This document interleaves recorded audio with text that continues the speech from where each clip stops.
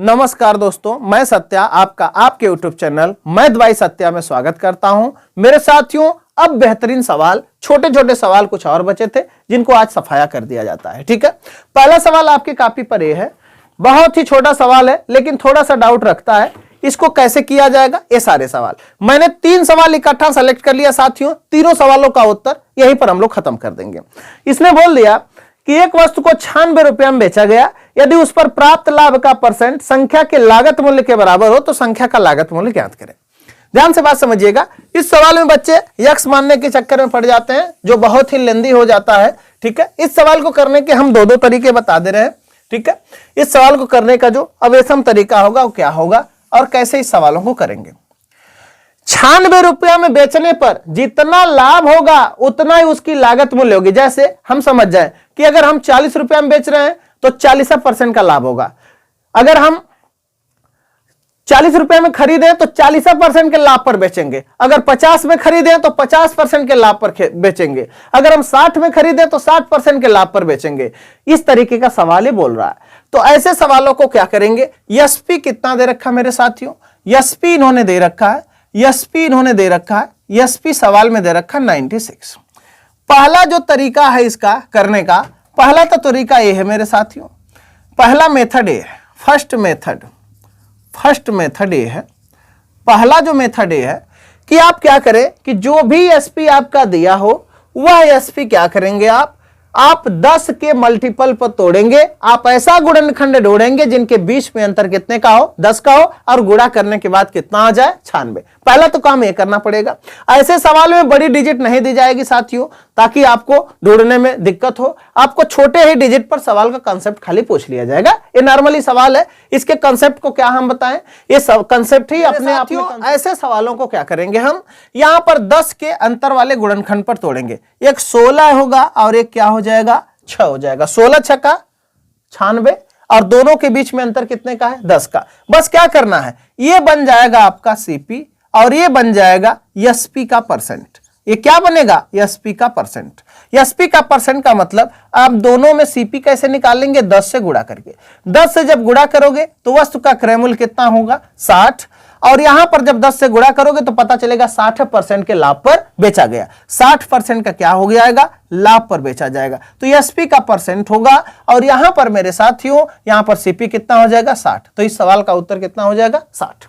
एक दूसरा तरीका है मेरे साथियों, ये सेकेंड मेथड भी मैं बता दे रहा हूं इस सवाल को करने का। जैसे 96 रुपया है, 96 रुपया में आप देखेंगे कि 96 रुपया में जो 6 है, 96 रुपया में जो 6 है, ये किन किन संख्याओं के यूनिट डिजिट में आता है। ये जो 6 है किन किन संख्याओं के यूनिट डिजिट के स्क्वायर में आता है। जैसे ये 4 के स्क्वायर में भी आएगा। ठीक है, 6 जो है 4 के स्क्वायर में, 4 चौका 16 में आ जाएगा। उसके बाद यही 6 6 की किस में आ जाएगा, 36 में आ जाएगा।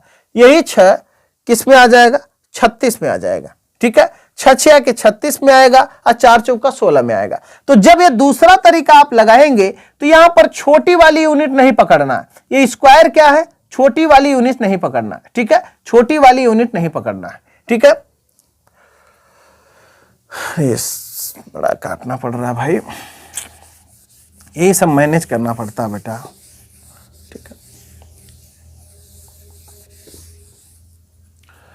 इसका दूसरा मेथड क्या है मेरे साथियों, इसका दूसरा मेथड ये है, इसका दूसरा मेथड ये होगा कि जो ये 96 है, 96 में जो इकाई का अंक है, किन दो संख्याओं के स्क्वायर का इकाई का अंक होता है। तो पता चलेगा 4 के स्क्वायर का इकाई का अंक होता है और 6 के स्क्वायर का इकाई का अंक। 6 के 36 में 6 आएगा, 4 चौका 16 में भी 6 आएगा। इसमें क्या करना है, सीपी के लिए बड़ी संख्या चुनना है। सीपी के लिए क्या करना है, बड़ी संख्या चुनना है। बड़ी संख्या क्या है, 6 में 10 से गुणा कर देंगे तो यहां पर जो सीपी आ जाएगा कितना आ जाएगा, 60 हो जाएगा।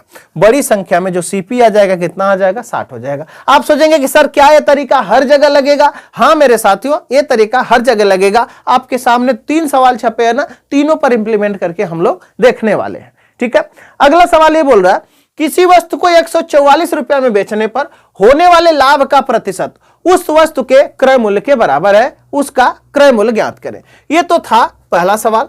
यह दूसरा सवाल जो है 144 में बेच रहा, एसपी कितना कर रहा 144 में। इसको 10 के फैक्टर पर तोड़ेंगे, 18 8 में टूट जाएगा, 18 8 144। जो छोटी संख्या इसमें एक जीरो लगा के यानी 10 से गुणा करके हम क्या निकाल लेंगे सीपी। एक तो तरीका ये है। दूसरा तरीका ये है मेरे साथियों, दूसरा तो तरीका ये है, यहां पर जीरो मत चुपकाना, यहां पर गुणे 10 कर लेना ताकि सामने वाले को समझ में आ जाए। तो सीपी कितना आ जाएगा 80 आ जाएगा। ठीक है।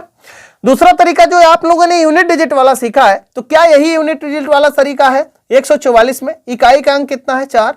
4 किस किस संख्याओं में आता है? 2 के स्क्वायर में 4 आता है, 8 के स्क्वायर में 64 में 4 आता है। क्या यही बड़ी संख्या है? क्या यही बड़ी संख्या है मेरे साथियों?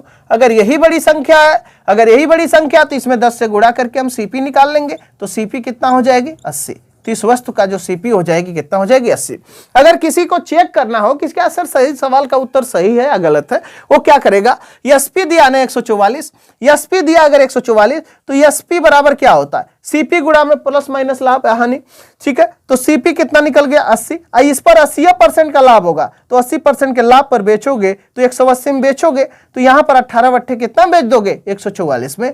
यानी 80 का खरीद कर 80% के लाभ पर बेचोगे तो 144 में बेचोगे, तब जाकर के फाइनली सीपी निकल पाएगा। ये दोनों तरीके हैं, दोनों तरीके बेस्ट है मेरे साथियों, किसी भी तरीका को आप इंप्लीमेंट कर पाएंगे। मेरे साथियों 2 सवाल थे, दोनों सवालों को उत्तर हम लोगों ने दे दिया है। ठीक है।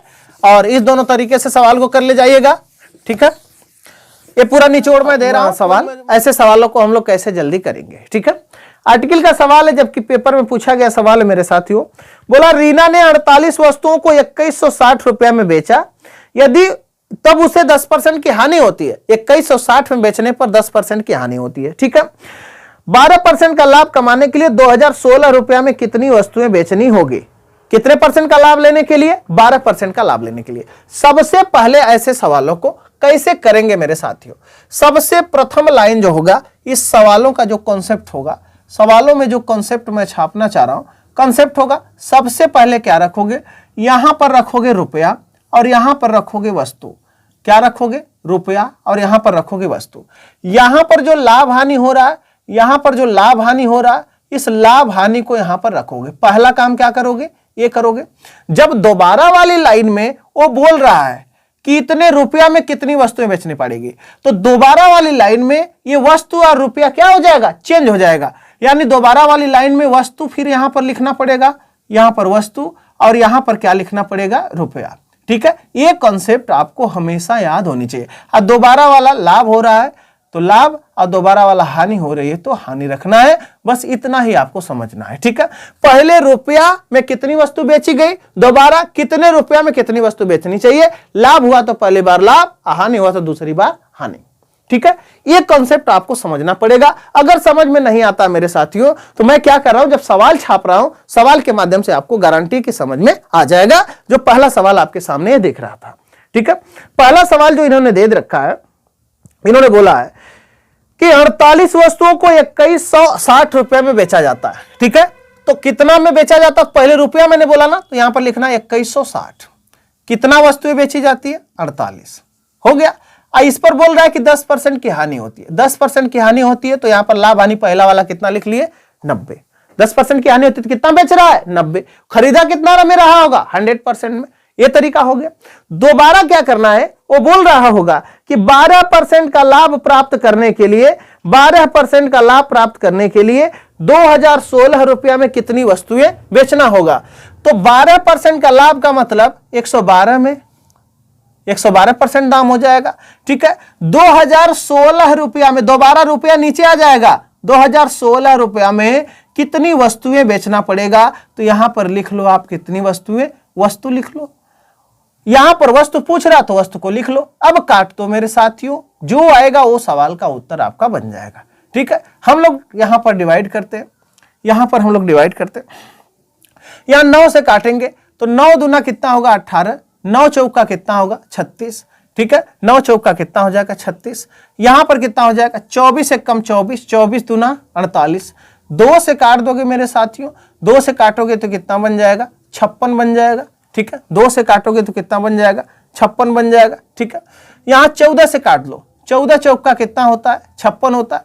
14 एक कम कितना होता है, 14 होता है। 6 61 हो गया। 14 चौका कितना होगा, 56। 14 चौका कितना होगा, 56। फिर अभी कुछ बचा, 4 बचा, 4 से काट दो मेरे साथियों, 4 दूना 8, 4 तिया 12, 4 तिया कितना होता 12, और 4 तिया 12, 4 छक्का कितना होता, 4 छक्का कितना होता 24। तो जो ये आप देख रहे हो कि वस्तु आई कितनी आ गई, वस्तु आ गई 36। तो कितनी वस्तुएं प्राप्त होंगी, कितनी वस्तुएं प्राप्त होंगी, यहां पर 36 वस्तुओं को बेचना पड़ेगा अगर 12% का लाभ चाहिए तो। ध्यान से बात समझिएगा, 2160 रुपया में 48 वस्तु बेचने पर 10% की हानि हो रही थी, तो यहां पर 10 कम हो जाएगा 100 से, यहां पर हो जाएगा 90। दोबारा इतना रुपया में कितना वस्तु बेचना पड़ेगा, तो ये रुपया और वस्तु आपस में इंटरचेंज करना पड़ेगा, सवाल का उत्तर बन जाएगा। तो कितने वस्तुएं बेचना पड़ेगा, 36। ठीक है, इस सवाल का उत्तर ये। ठीक इसी प्रकार का एक सवाल हम लोग और कर लेते हैं, ठीक इसी प्रकार का एक सवाल हम लोग और कर लेते हैं जो आपके स्क्रीन पर दिखाई दे रहा होगा। ठीक है, इन्होंने बोला है 18 टेबल पंखों को 11,664 में बेचा जाता है। कितना टेबल पंखों को, 18 टेबल पंखों को 11,664 में। तो 11,664 तो पहले रखना है ऊपर, ठीक है, और उसके बाद 18 रखना है नीचे। ये हो गया वस्तु और ये हो गया रुपया, बराबर। पहले बार लाभ हो रहा है कि हानि हो रहा है, पहले बार बोल रहा है कि 10% की हानि हो रहा है। 10% का लाभ लेने के लिए 17,424 रुपया में कितने वस्तुएं बेची पड़ेंगी। 10% की हानि हो रही है तो 90, और 10% का लाभ लेना चाह रहा है तो 110 में बेचना चाह रहा है। दोबारा वाला रुपया नीचे 11,700 कितना दे रखा, 11,400 कितना दे रखा, सॉरी 17,400 कितना दे रखा, 24, 17,400 कितना दे रखा, 24, 17,424 दे रखा मेरे साथियों। ठीक है, 17,400 कितना दे रखा है, 24 दे रखा। अब बोल रहा है कितनी वस्तुएं बेचना पड़ेगा, तो दोबारा वाला वस्तु क्या हो जाएगी, ऊपर चली जाएगी। ठीक है, आप इसको काट दीजिए, अगर कट रहा हो तो 0 से 0 काट देते हैं, 0 से 0 काट देते हैं, 11 से इसमें भाग लगाते हैं, 11 एक कम 11, यहां पर बच गया 6 और 4 मिलकर के 64, 11 बचे 55, 55 5 60, यहां पर 5 4 कितना हो गया 9, 11 बटे 88, 4 बचा, 11 चौका कितना हो जाएगा 44। ठीक है मेरे साथियों, अगर हम 9 से काट दें, 9 से, तो 9 एक कम कितना होता है, 9 होता है, 9 एक कम 9 होगा, 2 बचा 26, 9 दूना 18, 18 8 26 86 हो गया, 9 नवा कितना होगा 81, 9 नवा कितना होगा 81, और 9 छक्का कितना होगा 54। ठीक है, अब यहां पर मेरे साथियों क्या बचा हुआ 18, 18 से हम डायरेक्ट काटेंगे। ठीक है, 18 बट्टे 144 होता है, 18 बट्टे 144, 18 सत्ते 18 सत्ते होता है 126, 18 सत्ते कितना होता है 126, 18 सत्ते अगर 126 होगा तो 3 बचेगा 36, 18 दूना कितना हो जाएगा 36। ठीक है मेरे साथियों, अब 72 से काटना थोड़ा सा टिपिकल है, तो हम 18 से काटते हैं, 18 चौका कितना होगा 72, 18 से अगर हम काटेंगे 18 नवा कितना हो जाएगा 162, 18 बट्टे कितना होता है 144, 144 अगर 158 में से घटा दे तो 44 और 6 50, 8 6 14, 144, 18 बट्टे कितना हो जाएगा 144। 4 से अगर काटोगे मेरे साथियों तो ये कितना बनेगा 22, यानी जो वस्तु निकल के आई, वस्तु कितनी निकल के आ रही है 22, वस्तु कितनी निकल के आ रही है 22। तो मुझे उम्मीद है कि ऐसे सवालों को आप जल्दी खत्म कर पाएंगे, और इस मेरे मेथड से, ये मेथड एकदम फाइनली है मेरे साथियों, कोई भी तकलीफ नहीं दिया जा सकता। ठीक है, तो बस आज इतना ही। आज प्रॉफिट लॉस का हम लोग क्या कर चुके हैं, अंत कर चुके हैं। इसके बाद भी अगर कोई सवाल मुझसे गलती से छूट भी जा रहा मेरे साथियों, उसको मैं दोबारा कवर करूंगा। इसके बाद वाले सेशन में हम लोग पढ़ने वाले हैं एसआई एंड सीआई। ठीक है, तब तक के लिए बाय, मेरे साथ बने रहिए। लाइक शेयर सब्सक्राइब करना एकदम ना भूलिए मेरे साथियों। धन्यवाद।